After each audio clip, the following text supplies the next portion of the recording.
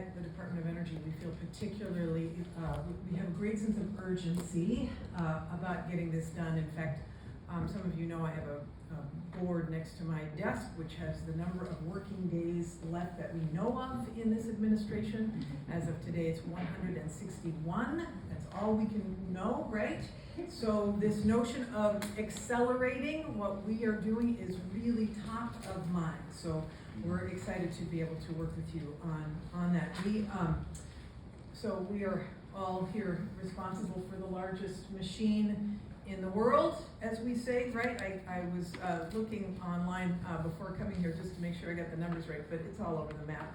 Is it 600,000 miles of distribution and transmission? Is it 200? Is it 160? Bottom line, it's hundreds of thousands of miles that we are responsible for on the transmission side. On the distribution side, it's millions of miles. So we got a lot of work to do, given that so much of the grid needs upgrading. And so we're excited to be able to talk to you about what we're doing. So let me just highlight a couple of things that the Department of Energy is focused on. First, on grid enhancing technologies. I'm so glad this is a topic today because we think this is the lowest hanging fruit of being able to get additional capacity on the grid and for the least amount of money. So there's no reason not to love grid enhancing technologies unless you are a transmission developer. I'm looking back here, but anyway. But nonetheless, for the built environment, we should be doing well and good by the people we are serving, right? And grid enhancing technologies are the way to go.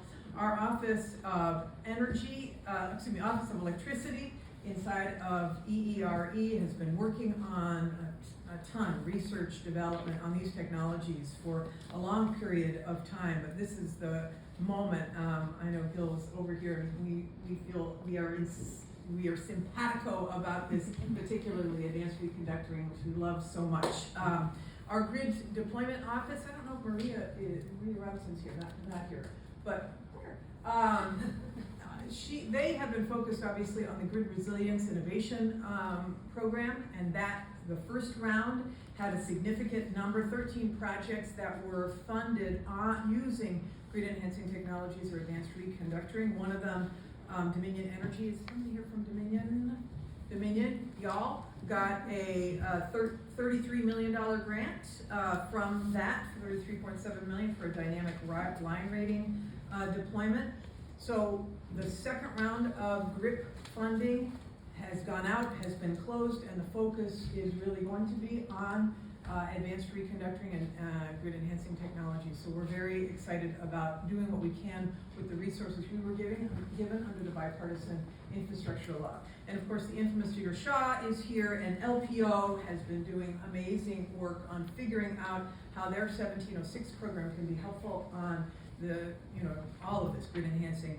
But as we were just talking about this morning, obsession with virtual power plants as well, and making sure that for utilities to be able to take advantage of batteries that are already out there that you can band together to be able to create resiliency on the grid. Why would this not happen?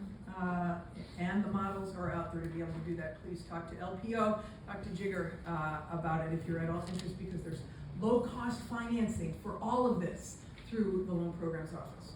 And we have 161 days. Low-cost financing, 161 days.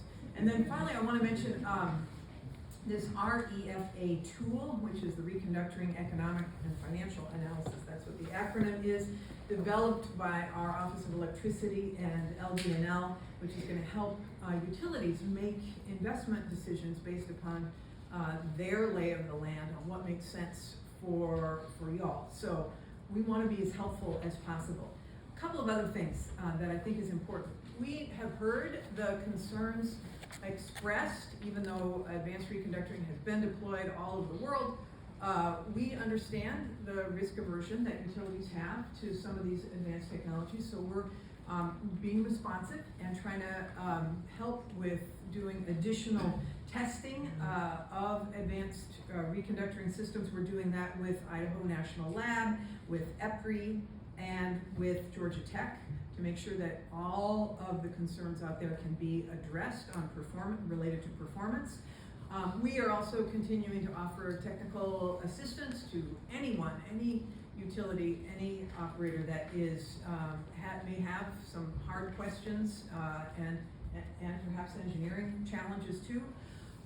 We have a new CADEX, categorical exclusion rule. Yes, you heard of it? Mm-hmm. Yay, trying to do everything we can to make this easy and quick as possible. So know that has been done to accelerate these efforts with you all in mind.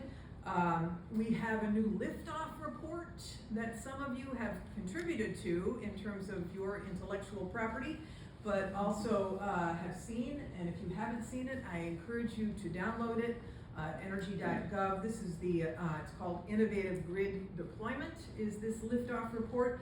It shows that we, no surprise, have a huge opportunity to use grid enhancing technology and advanced solutions to quickly, cost effectively to support just on that up to 100 gigawatts of additional capacity on the grid. So, we all have been talking about, for example, the increased demand pull from AI, from data centers, from electrification, from all these new manufacturing centers that are coming online. Grid enhancing technologies can do the lion's share of that increased grid demand, folks. So just saying, this is the moment to really be talking about this. EPRI actually last week, who's here from EPRI? Is somebody here? EPRI in the house? All right, good, thank you so much. Because I know you guys publicly released an advanced conductor specification guide, which is an amazing resource for the industry. AES, who I think is here today, yes, thank you so much. You guys just released a great detailed case study on deploying dynamic line rating with line vision, so thank you for that. We all need you guys to share these lessons, take down the worry, let them know it's doable, it's effective, it's quicker, all of that. And then we have also, now in addition to obviously focusing on the existing built environment, we also are focused on adding new capacity as well. So some of you are aware we launched what is known as,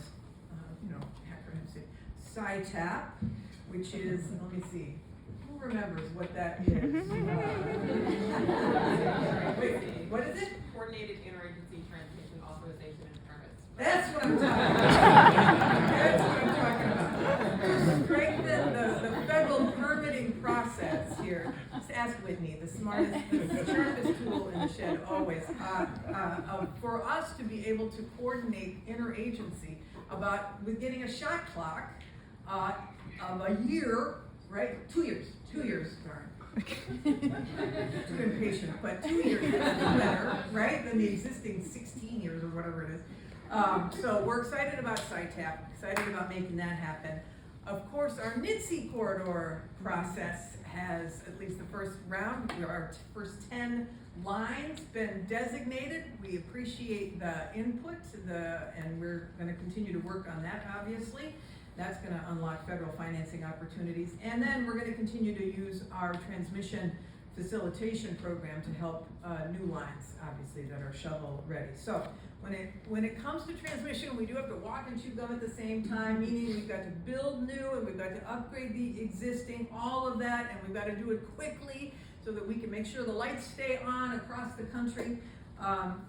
We have learned at the department that it's clear that we can't do this alone, which is why it's so great that you all are in the house offering us suggestions and advice and experience and intelligence on the ground with what you are experiencing. I'm so proud to represent a president and an administration that understands this collaborative effort is paramount if we're going to be successful. So I just want to say thank you, and let me just say, I know we've got a big, hairy, audacious goal of getting 100,000 miles of transmission done over the next 5 years. I say 5 years, thinking bullishly that some of us will be here and make sure that we fulfill that 5-year goal. And if we don't, obviously, the American people are going to feel the consequences. So much progress is happening out there right now. Thank you all. So many of you are leaning in on this. Thank you all so much. Thank you for your leadership. And it's a once in a lifetime challenge to be in this industry at this moment, right? Once in a lifetime opportunity. And fortune tends to favor those who see both and act upon both. So I am excited to be with you all and to know that you are as impatient as I am. 161 days.